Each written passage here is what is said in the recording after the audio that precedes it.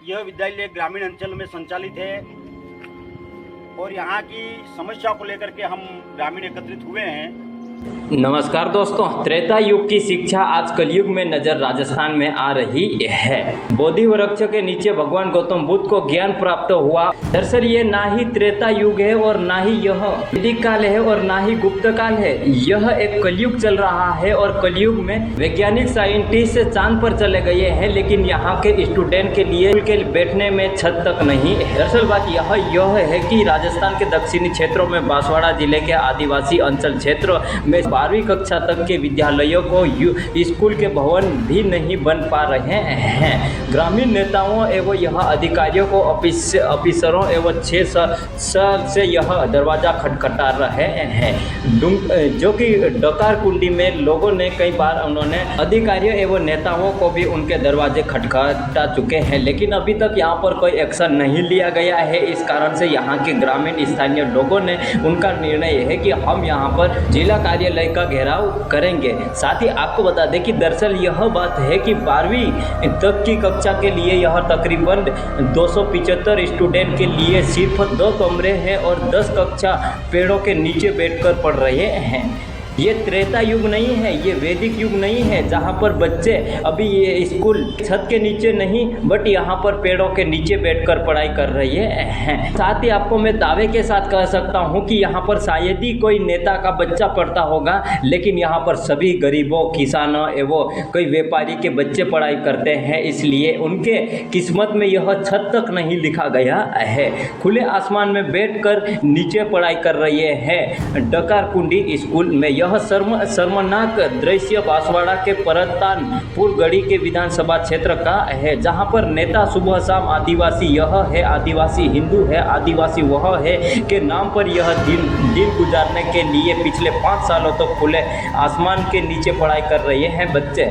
लेकिन यहाँ पर स्कूलों का छत अभी तक नहीं है। अफसर को पत्र लिखा गया है, लेकिन नेता एवं आश्वासन देते हुए, लेकिन यह कमल कांग्रेस के किसी भी नेता की स्कूल बनाने का जोर नहीं दिया गया है। इसलिए यहाँ पर अनेक नाना मोटा सोशल मीडिया के थ्रू यहाँ पर हम आपको आवाज़ पहुँचा रहे हैं। खास करके आपको बता दें कि भारत आदिवासी पार्टी के सांसद राजकुमार रोत के संसदीय क्षेत्र के आते हैं, लेकिन भारत आदिवासी पार्टी ने हमेशा ही आदिवासियों के हितों और शिक्षा और स्वास्थ्य और मूलभूत सुविधाओं के लिए वादे किए थे, लेकिन आखिरकार यहाँ पर इस प्रकार की व्यवस्था देखने को नजर आ रही है। क्या यहाँ पर सांसद राजकुमार रोत और अन्य विधानसभा, चाहे कोमल हो चाहे कांग्रेस क्यों ना हो, यहाँ के विधायक आखिरकार उन्हें यहाँ की स्कूलें दिखाई देती है या नहीं?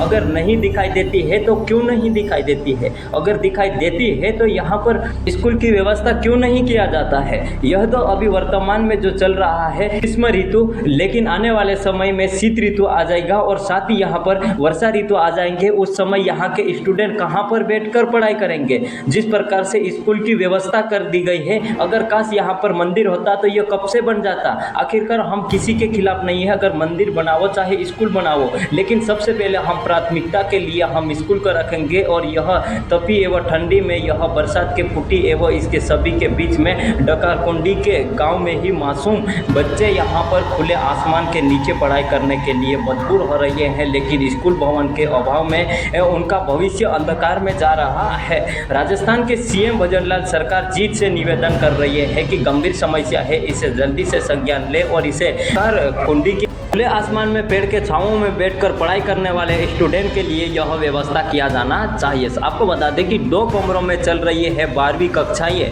और साथ ही यह आपको बता दें कि बांसवाड़ा के राष्ट्रीय उच्चतर माध्यमिक विद्यालय डकार कुंडी में कक्षा एवं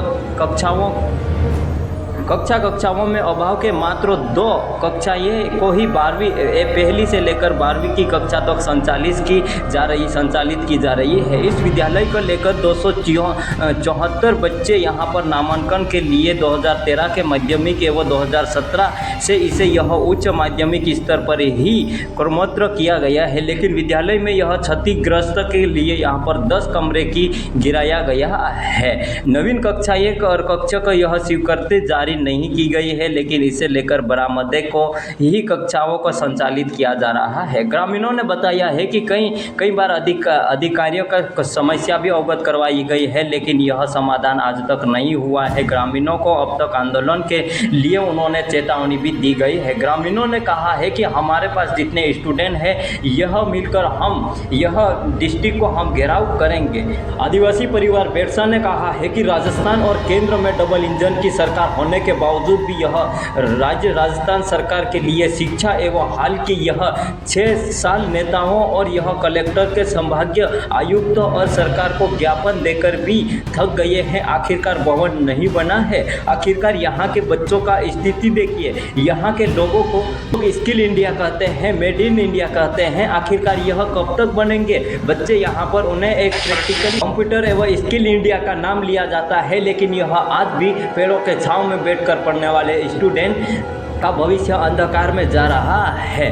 भारत आदिवासी पार्टी के सांसद राजकुमार रोत, जो कि बांसवाड़ा डूंगरपुर संसदीय क्षेत्र से आते हैं, आखिरकार यह वर्तमान में अभी ही 7 से 8 महीने हुए हैं संसद बने हुए, लेकिन हमेशा ही विधानसभा में आवाज़ उठा रहे हैं। लेकिन आखिरकार सांसद राजकुमार रोत को क्या यह क्षेत्र नज़र शायद नहीं आया है? अगर नहीं आया है तो क्यों नहीं आया है? लेकिन खास करके यह कमल कांग्रेस को आप कहना चाहते हैं कि कमल कांग्रेस यहाँ पर आपके विधायक रहे हैं, आपके पहले सांसद भी रहे थे, लेकिन पिछले 6 सालों तक यहाँ पर आपने यह इस स्कूल की परिस्थिति के अनदेखा क्यों किया गया है?